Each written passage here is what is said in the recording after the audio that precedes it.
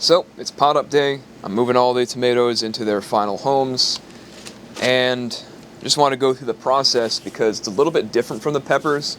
Peppers I did when they were really small. These I let grow out a little bit more. So I'm going to show you how I sort through them and put them into their final spot.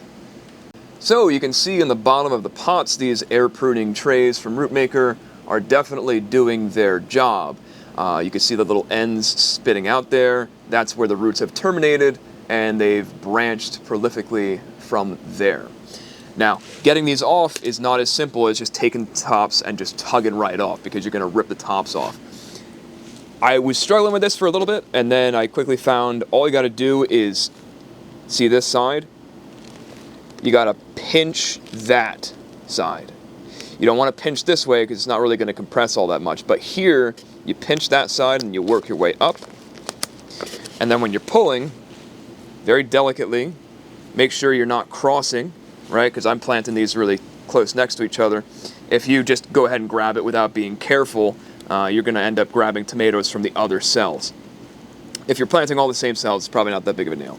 But I wrap around, I make sure I'm not grabbing from other cells, and then as I'm squeezing from the bottom here, I'm pulling from the top here, and the whole thing slides out. And look at those roots. Now once you have them outside of the Rootmaker trays or whatever media that you're going to be using, I'm going to separate these out. Now you can try your best to preserve the roots, but the reality is it's going to end up with root damage anyways. So I'm massaging from the bottom, trying to tease and loosen as much as I can. Tomatoes are really hardy, right? So if you end up ripping some of the roots out, the tomato will more than likely just bounce back. It will set it back a little bit, but it's not going to kill it. Even if you snap the roots off completely, as long as you're burying the stem, it'll start to sprout those roots back, but it will set it back. So you can see I'm teasing it through. Alternatively, right, if this is not working for you, you can use a bucket of water like I have here. And in that bucket of water, you just take it and swish it around. So I'll show you what that looks like. Swishing, swishing. Make sure if any of them fall out, you take them out and just throw them away. You don't want to confuse your varieties. Right? Don't take anything from there if it is a floater. And you can see the water helps tease those roots out a little bit easier, so you can get a whole, complete tomato seedling just like that. So what I'm doing here is I'm separating the seedlings. Some people would succession sow. So maybe they'd plant some tomatoes in 1 week, and they'd wait a couple of weeks and plant some more tomatoes that week.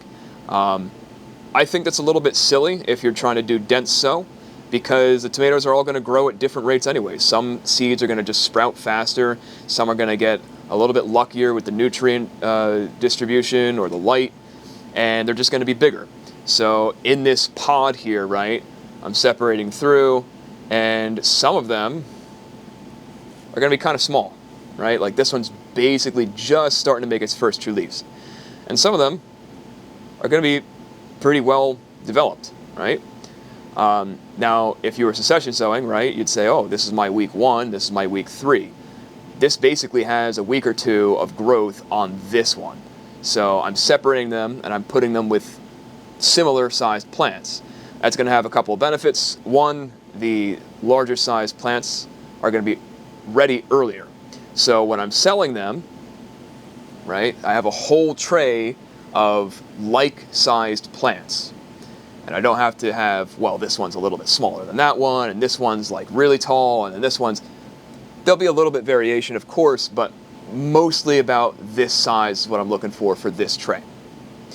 Then I'll have a whole tray of ones that are kind of either really small or more in the middle stage, depending on how many seedlings I'm working with. And that is going to basically replace the need for succession sowing. They'll all be at different stages, but within the tray, they'll all be at the same stage. And that just simplifies the process. I can sell out to the bigger ones first, and then move on to the smaller ones, and I'm not having to have a bunch of empty cells because people wanted to pick the biggest plants there. I have full cells that are roughly around the same size.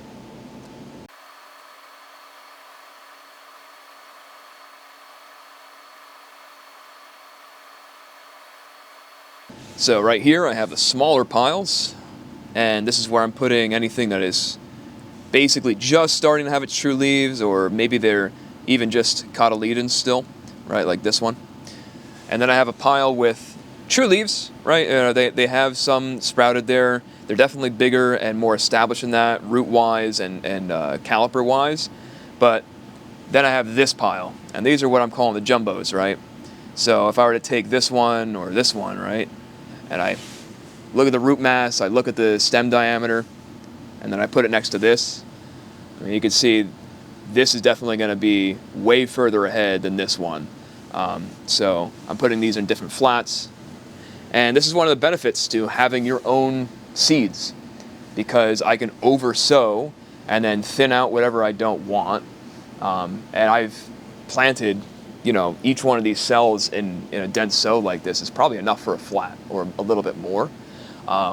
So if you have your own seeds, one tomato is basically going to give you enough for 2 flats, and these are 32 flats. So I don't really feel like I'm wasting anything because I didn't pay money for these.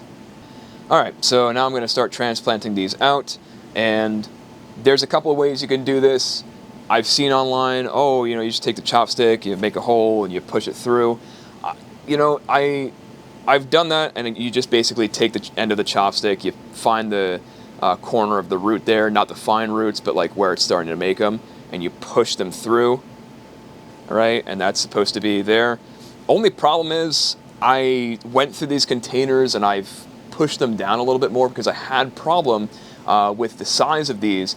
The bottoms sometimes don't fill in because they're so small on the bottom. So I've had to go through each one of these and already kind of pre-poke them. So they're a little bit more compacted.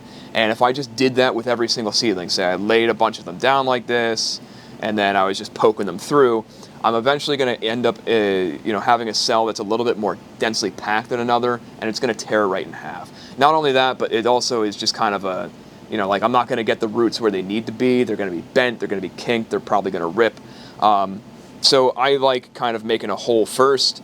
Now you can use a chopstick or use your finger. I think this is way faster than choosing the chopstick personally, so that's kind of what I would do. And you just go in, find the root tip down. It's okay if it gets a little bit of damage, and you just kind of stuff it in there. Boop.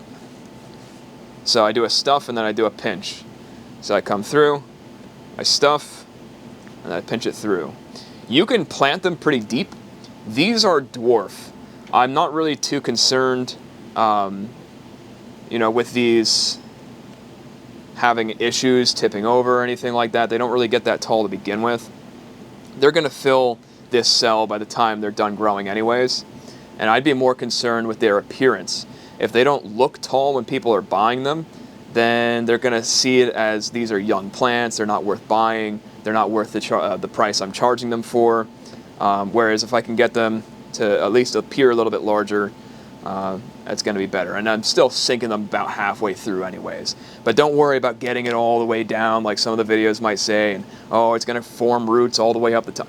I mean, it doesn't matter. You're literally talking about a ½ inch to an inch here. The roots, once they're planted out, they're going to make up for that almost instantly anyways. So yep, you just kind of poke in, you go through. It can get pretty fast once you get into a flow of things. So you can plant out the trays pretty quick the way that these are separated out. Definitely a lot faster than trying to, have different cells and precisely putting them in there.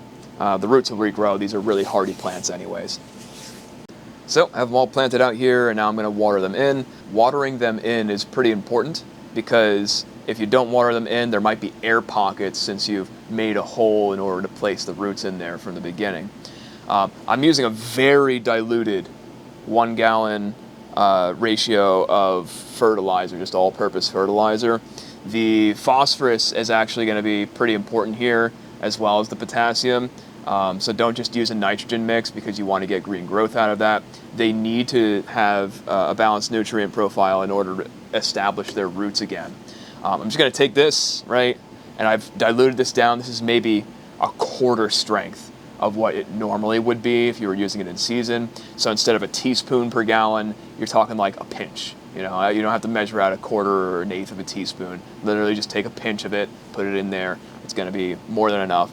You can use that as your daily watering if you really wanted to, because it's not going to be strong enough to burn the foliage or the roots or anything like that. All right, and that's just going to help them get established. So I'm watering them in pretty well for this, because you want the roots to be decently moist.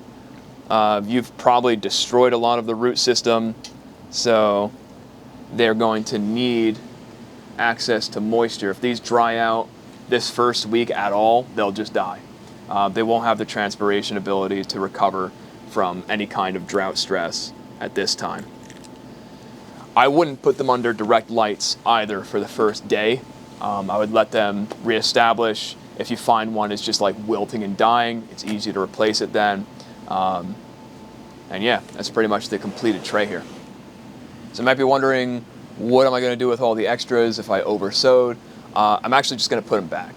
I'm going to put them back in their cells. I'll probably mush them all together, make sure that they're easily contained, just as a backup. Like I said, if I'm transplanting a bunch of these and if a couple of them start wilting, I don't know what happens. Maybe the root system got completely annihilated and they just never recovered from it. I can then just take from my extra pile and put it in there, and it'll be no big deal if one in the tray is just a little bit of a different size than the others. But if you're not gardening for a market, then it doesn't really matter. I guess if you have extras, plant more. So I know these look pretty sad, but I did just basically annihilate them and then transplanted them into these cells. So they've had a rough day. But in about 2 weeks, they're going to be basically double the size, and probably by tomorrow or the next day, they're going to perk up and be pointing towards whatever light I'm turning them on. Now, I'm not turning the light on now because, again, I don't want to shock them too much and dry out the top of the soil. Those roots need to stay moist. Make sure they don't dry out because they will die. Anyways, that's pretty much it. I got a lot more to transplant still, and thanks for tuning in. I'll keep you updated on how they're doing.